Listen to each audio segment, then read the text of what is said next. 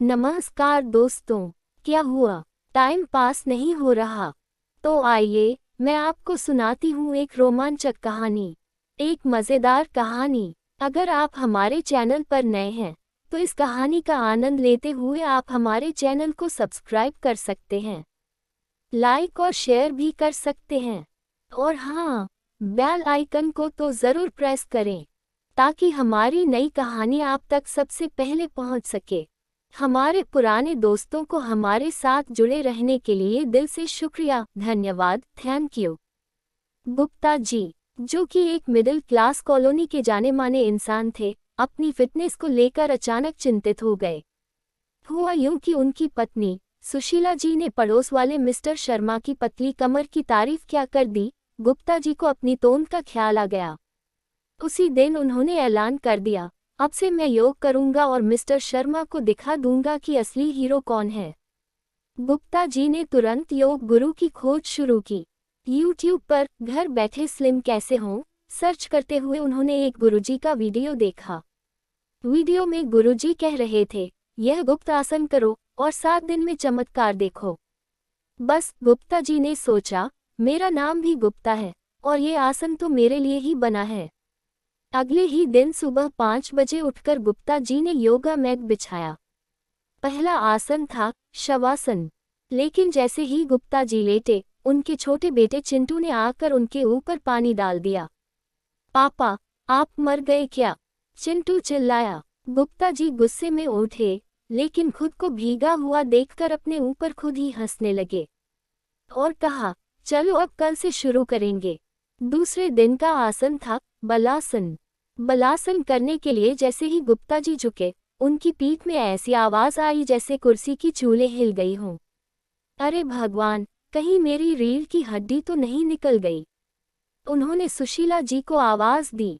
सुशीला जी हंसते हुए बोली, आप योगा छोड़िए और सीधे डॉक्टर को दिखाए। गुप्ता जी बोले, हाँ तुम सही कह रही हो, आप कल से शुरू करूंगा। तीसरे दिन गुरुजी का वो गुप्त आसन करने की बारी आई। आसन का नाम था कुंजरासन, जिसमें आदमी उल्टा होकर पैर हवा में करता है।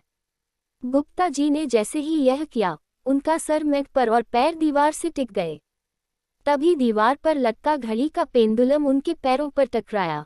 भूत, भूत, गुप्ता जी चीख पड़े। सुशीला जी और बच्चों ने दौड़कर देखा तो गुप्ता जी उल्टे लटके थे। सबकी हंसी छूट गई, लेकिन गुप्ता जी कसम खा बैठे, अब तो इस आसन को परफेक्ट करके रहूंगा। और इसी तरह 7 दिन गुप्ता जी ने जैसे तैसे करके खत्म कर लिया अपना योगा। हफ्ते भर की प्रैक्टिस के बाद गुप्ता जी ने कॉलोनी के पार्क में योगा शो का आयोजन किया। पूरे मोहल्ले को बुलाया गया।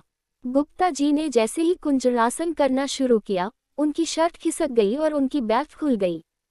लोग समझे कि गुप्ता जी हवा में उड़ रहे हैं। इसी बीच एक कुत्ता उनकी मैट पर आकर बैठ गया और गुप्ता जी का संतुलन बिगड़ गया। धड़ाम, गुप्ता जी जमीन पर, लेकिन उनकी हालत देखकर सबने उन्हें ताली बजाकर प्रोत्साहित किया। गुप्ता जी उठे और बोले, योगा करने से शरीर नहीं, हौसला मजबूत होता है। और मेरे अंदर तो अब ओलंपिक जीतने का जोश है। कुंजरासन ना हो तो ना सही। इसी के साथ गुप्ता जी और सारे परिवार वाले और सारे कॉलोनी वाले जोरदार ठहाका मारकर हंस पड़े। गुप्ता जी आज भी योगा कर रहे हैं, लेकिन अब सुशीला जी के साथ। और जब भी कोई कुंजरासन का नाम लेता है, गुप्ता जी मुस्कुरा कर कहते हैं, कभी मत करना। गुप्ता जी का योगा एक मजेदार, रहस्यमयी और प्रेरणादायक सफर बन गया, जो सिखाता है कि जीवन में गिरना उठना तो चलता रहता है, बस हंसी और जज्बा कायम रहना चाहिए। एक छोटे से गांव में योग गुरु जटाशंकर गुप्ता जी का बड़ा नाम था। लोग कहते थे कि उनके सिखाए योगासन से न केवल शरीर स्वस्थ होता है, बल्कि मन भी शांत रहता है। लेकिन गुप्ता जी के जीवन में एक बड़ा रहस्य छिपा था, जो केवल वे और उनकी पुरानी डायरी जानते थे। गांव में रहने वाली निशा, जो कि एक टीचर थी, योग सीखने के लिए गुप्ता जी के पास आई। निशा खूबसूरत और उत्साही थी और गुरुजी के हर निर्देश को बड़े ध्यान से सुनती।